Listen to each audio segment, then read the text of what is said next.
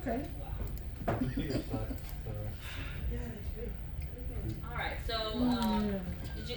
everyone get the last slide about the okay? Yes. So most patients that come to the radiology department will be stabilized before they get there. So, for example, at Dental, the shock room patients that come to the department, some of them, if their condition is very severe, the nurses do accompany them. If the nurses don't have the time or resources to accompany them, then they'll try to stabilize the patient, make sure their vital signs and everything are good before they send them to our X-ray department. But anything can happen, so even though they arrive looking great and answering all your questions, they could still deteriorate. So it's always important to keep an eye and make sure they're breathing, make sure they're responding, and of course, like we said earlier, see something, say something. If it's an ICU patient, the nurse has to come The down. nurse has to accompany the ICU patient, because they have way too many lines and drains, and most of the time, some of them are intubated, or they're on the heart monitors, so they do have to come. So, in an emergency, we go look for the crash card. So make sure you know where exactly the crash card is located in your areas, because if an emergency happens, you don't want to stand around looking like, where's the crash card? Because they're going to depend on you to tell them where it is. If you call a code or whatever merit team and they all come down, they're gonna ask you, where's the crash card? So it's important you know where it's located. You don't need to know how to use it. Yes. You need to know That at least that it's not expired. that the contents are not expired, that it has all the supplies that you need in case of an emergency. It's one of our patient care costs. Yes. Quick question on No, that. she never gave it. As a tech, whenever we She made me like feel in like the offer or whatever, Ask her. whose That's why I said responsibility she's is it not that for the crash Oh. card I don't feel and the medication to not be expired or to be updated? I think it's like the pharmacy. The pharmacy people come in round, I think once a week or something like that, to make sure the medications are not expired. And Lock it's our that. responsibility to make sure it's not, but they still do rounds and let us know if something is off. But who does it? Who? Pharmacy. No, I'm saying like, okay, you're saying that us, but who is it, like, who? Oh, like which one of us? Yeah. Oh, it could be like a rotation. Different techs could rotate. Like 1 week, it's your responsibility. Oh, okay, they'll let us know. Yes. Okay, cool. That's why I have that meme up there. When you're asked to do a crash card, so freaking boring. Yeah. It takes 5 minutes. It just takes 5 minutes, but it's like you need to check everything. You need to write in the book that you checked it. It's like annoying, you know. Nobody wants to come in and start doing that. So you do it every day that you work, or just like once a week? It could be a weekly rotation or a daily rotation, depending on your department. Okay. So, speaking of crash cards, how do you check a crash card? Or what do you guys look for? The locks are secure And and then, And you go down the list. okay. oxygen, oxygen measures. The suction. Yeah. And then what about that big old square thing on top? Yep. If it's charged, you If have to it's see, charged, you have to see the exactly. red light is, red cord is connected, red light.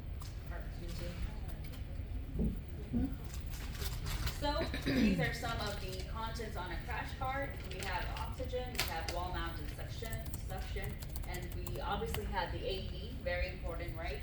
Make sure you pay attention to box 20.1 on page 243. And also, know these medications and what it's used for. Bless you. Thank you. Mhm. What is AED? Automatic external defibrillator. What does that mean? So, We did CPR. the CPR, the machine that gives the shocks and checks.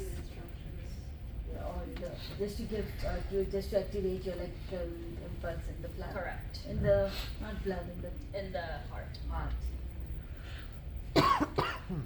So, atropine is a medication that's found in the crash cart, usually used for bradycardia. What is bradycardia? Slowing down Slow. time. Slow heart rate. What's Any the sort for- of mild allergic reactions, you would give Benadryl.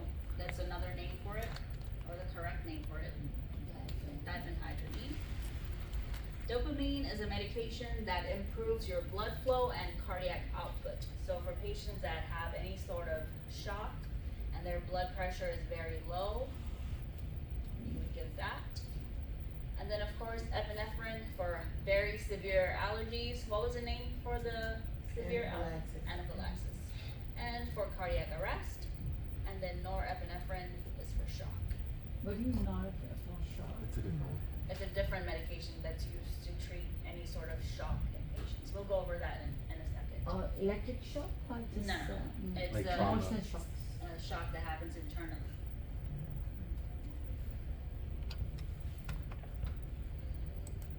Alright.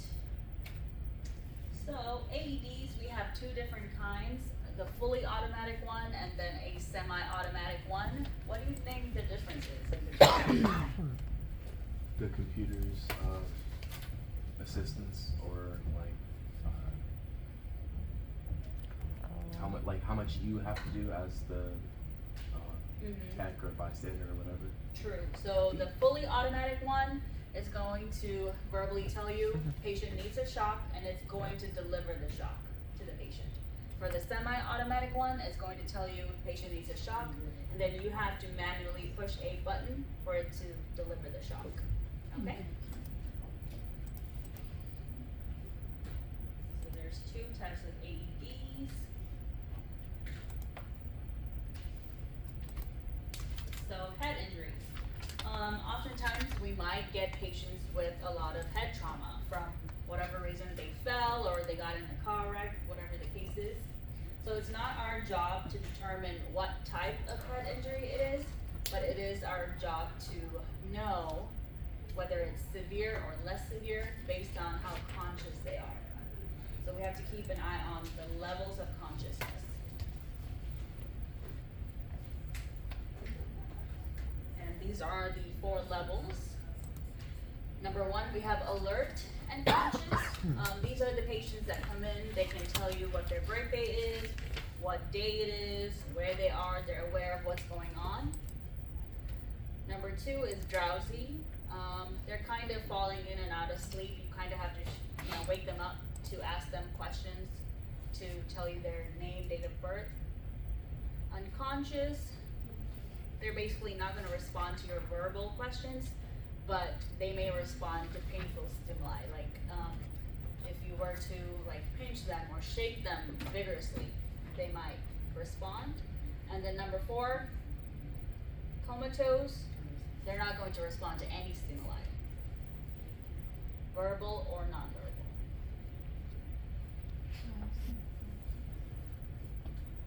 So make sure you know the 4 levels of consciousness. What you think?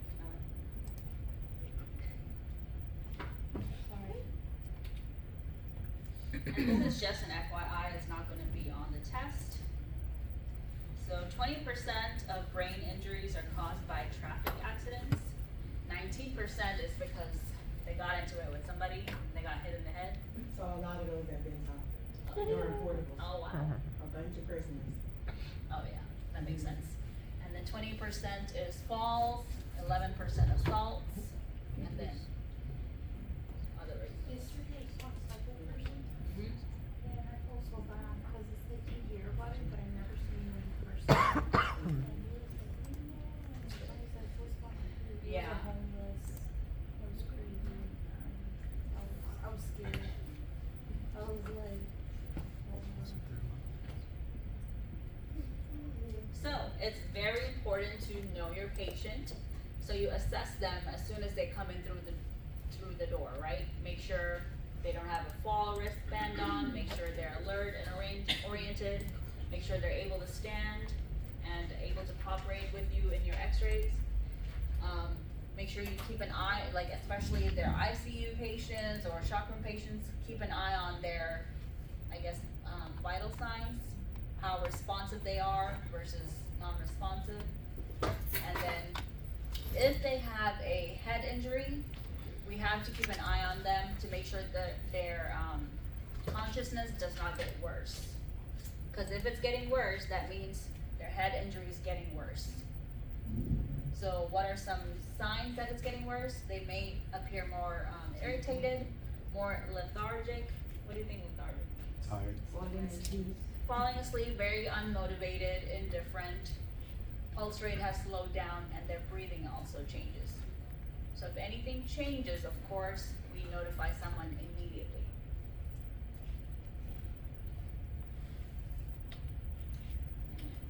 This is just what we went over. If there's a situation where you're working with an ICU patient or a shock room patient, and you feel that they're not breathing anymore, or something happens, while you call for help, what's another thing you can do? Check the patient. Check the pulse. Check the pulse, and also what? Document. No. If they can't reach, you give them oxygen. So you have to maintain an No, you open cannot do airway. So what that does, what do you do? I'll put the chin back. Put the chin up, so it makes sure that they're getting air into their Can't system. And usually when you call for help, people will be there within 3 to 4 minutes. They're very good, especially at Benetop. They will run in there. So just stay with the patient, check for the pulse. If there is no pulse, what do? Start CPR. Don't just stand there like, can somebody help me? That's why you guys learn CPR, right? And then make sure you maintain an open airway by lifting the chin up. Yes. By calling for help, you mean like clicking the code blue button or like yelling out? No, you can just literally yell help, and somebody will always do whatever is needed. Your job is to stay with the patient. Oh. I don't know if there's a code blue button. There is. We have There to is? push one. We have to push one Oh, like okay. that. Yeah, but most of the time, if you just yell help, somebody will always be there and they'll know what to do. Has it happened to you? It hasn't happened to me, but I have been in the room when it has happened to another person. Like patient falling, they'll be like, help! And everybody just runs in there, and like we're trying not to let the patient get to the floor. Because once they get to the floor, it's an incident report. So we're doing everything to make sure that patient's not touching the ground. So is it possible? Oh yeah. Like catch a ball. It's like, I mean, if you have some strong men in there, we're able to just lift them and put them on the wheelchair or stretcher. after the fall. Are you having an awkward smile, Jay? What happened? What happened? Ah, You said poor baby. patient falls, man. It's alright. Nobody's perfect. Mhm. Good thing that it happened as a student and not as a tech. Because if it happened as a tech, you would be answering to a lot of people. I still answer to a lot of people.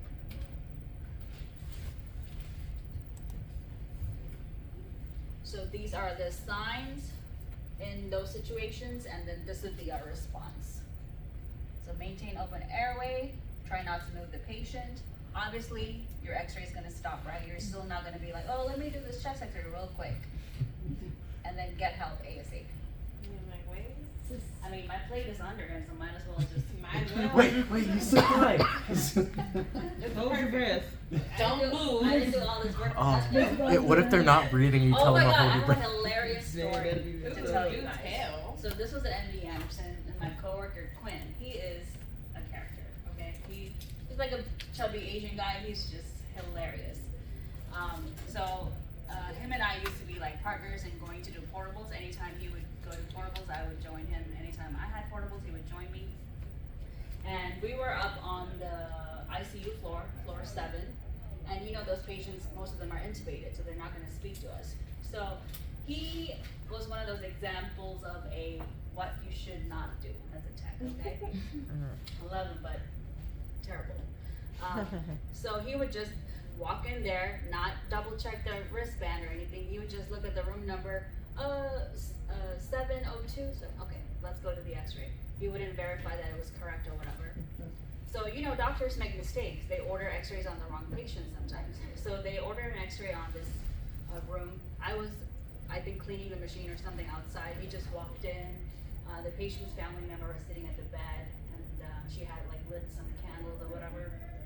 And he put the plate behind the patient to do a chest X-ray. And the patient's family member was like, "Are you sure you need to do an X-ray on him?" He's like, "Yeah, the doctor ordered it." And then he was walking in there with the machine, and the nurse was like, "You're going in the wrong room." He's like, "No, I have an X-ray order. I'm gonna go do this X-ray real quick." And the nurse is like, "Bro, you're going in the wrong room." He's like, "No, look, I have an order, blah blah blah." And then the nurse is like, "I'm telling you, you're going in the wrong room." And then he didn't listen. He just went in there, and then it took him a minute to realize the patient is dead. And then the patient's wife is sitting there, like, you know, crying or whatever. She had like candles and everything lit. And then Quinn was like, "I can't believe I just put a detector behind this dead patient." I was just like, "Quinn, that's it. I'm not going with you anymore. Like, I can't live with you." So like to this day, we still make fun of him for doing stuff like that. So make sure The patient. you check. Yes. What is that even like? Is that a medical error or like what is he like? That So causes I some think stress, what happened was negligence. Yeah. the doctor ordered it maybe I think 45 minutes to an hour ahead, but by the time we got to it, the patient had already passed. And the doctor or whoever forgot to call us and let us know, like X-ray is no longer needed. So, I mean, So it was in the wrong room. The nurse could have said the patient is dead. You don't But need you it didn't check anymore. the ID band. I mean, and why do you say like he's the There's- wrong room? The um, right patient, but he's dead now. Read the room. no, I think the doctor had ordered it on the wrong patient. I think that's what happened. Because, and then that patient was moved incorrectly to that room. So it was the right room, but the patient Patient was, was already yeah, gone out the room. Yeah. That was that. So it's always important to read the room Check too. and then make sure you check the wristband. So what happens if it's like, they did put the order in and the patient died by the time you got there? And, I mean, does it tell it in the notes or? Usually if the nurse is around, they should stop you. Oh, okay. But in case you end up doing the X-ray, I mean, if they're intubated, there's no way for you to, you know.